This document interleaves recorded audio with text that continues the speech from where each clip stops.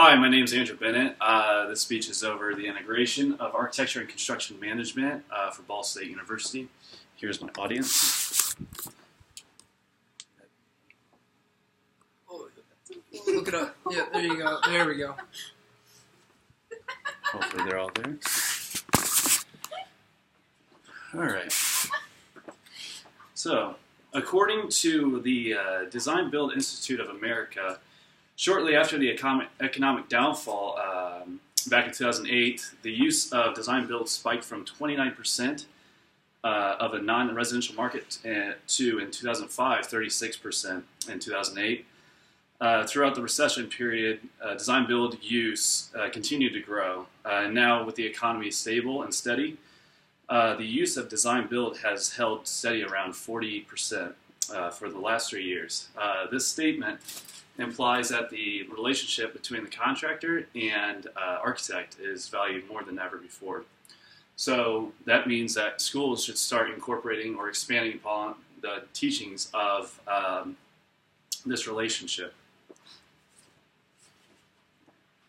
In this presentation, I will give several examples why Ball State University's architecture program and construction management program should be more of an integrated process.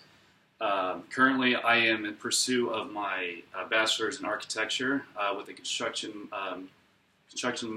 management minor. And in this case, I've seen and understood the correlations between both industries altogether, but I have also seen the lack of teachings from our architecture program here at Ball State as far as teaching more of a construction aspect that's very valuable and crucial actually to this today's industry. The importance of this topic is to acknowledge that many students who graduate with the architectural degree lack the complete set of skills needed for their career. All right, so looking at our main points, first I will touch on the bigger push for design-build projects today's industry, and then again a better understanding of the relationships between the contractor and the architect, how construction documents play a very big role in between the two relationship, or the relationship between the two, and then also different aspects with construction involving scheduling or time and quality and also budget. So to begin, one major transition made in today's construction industry is building faster, cheaper, and also better.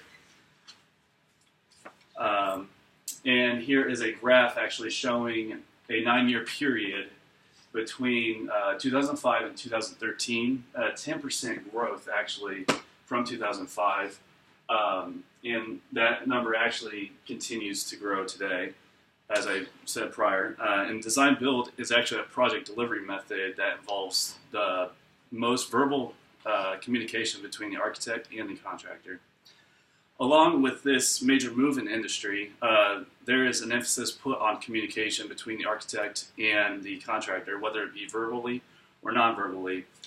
And with this said, there is an integration, or the integration of the two programs at Ball State allows for a better understanding of the relationship between the architect and the contractor. So, according to Martin Sell, a member of the American Institute of Architects, while contractors and developers have been quick to adapt to a team-based project delivery method, taking on leadership of design build, many architects and engineers have, quote-unquote, buried their heads in the sand, hoping for the good old days of architect and or engineer leadership of traditional design build project delivery will return. But he has also foreseen that these days are all gone. So it's down to the relationship of architect and contractor morally. There is usually no contractual binding agreement between the architect and the contractor with the traditional project delivery method. And as you can see here, this represents the project delivery method, traditional, where the owner and architect both share a contract, and also the owner and contractor. But there's no contractual agreement between the architect and the contractor. It's just an exchange of information. So during the actual construction process of the construction phase of a project, the architect is needed most actually, and is also standard for their services to be used during this phase.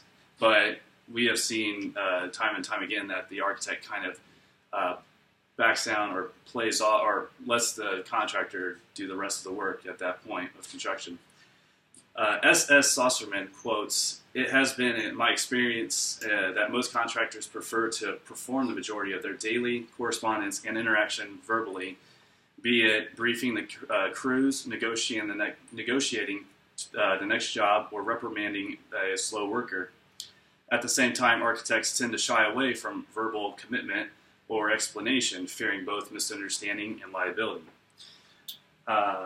Another reason behind integration is that there's always a communication breakdown within the construction documents due to the fact that the architect is, quote unquote, the author of them and the reader is the contractor.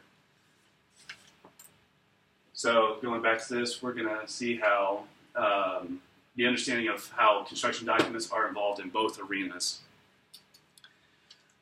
Architect Lee Callisti states, "Drawings are very interpretive, and they often need confirmation from the author to be sure they are understanding complex aspects before money is spent. Communication between the architect and contractor is done solely through construction documents and specifications, and with any project delivery method. Understanding how construction documents are interpreted by the contractor means more awareness of possible mistakes, communication errors, or other mistakes through this subjective language. Not a lot of architecture students nowadays are aware of these what change orders are, or RFIs, or as they are referred to as requests for informations are. And when an intern goes into a job unknowingly of these aspects, it can potentially cost a company several hundreds of thousands of dollars, depending on the project size. Lastly, quality, time, and budget are the three aspects to design and construction, but not all can be satisfied all at once. This is a, there we go. My fourth point is for people to gain a better understanding of scheduling, time, and budget. Although quality is most considered during designing, time and budget are also play a huge fact in designing phase, but not very well covered in architectural courses, as I have seen throughout my career in the architectural program. Collaborating with the contractor in design build is beneficial to the architect to understand schedule and budget. And in return, this helps the architect make design decisions with these factors in mind. So here is a graph showing what the costs and the efforts and effects are throughout the whole process, from preliminary design to operation. And as you can see, cost of design changes potentially build up at the construction phase. And this is where the architect is most valuable, because this can be negated or mitigated through just verbal communications, being on site, and speaking with the contractor in general. So my last point on budget and time and quality is, as I said before, you can never satisfy all three, but emphasis is usually between quality and time for the designer, and not so much based on scheduling or time. So with just these 4 points taken into account, it is easy to see why many students who graduate with an architectural degree need more construction insight for their career ahead.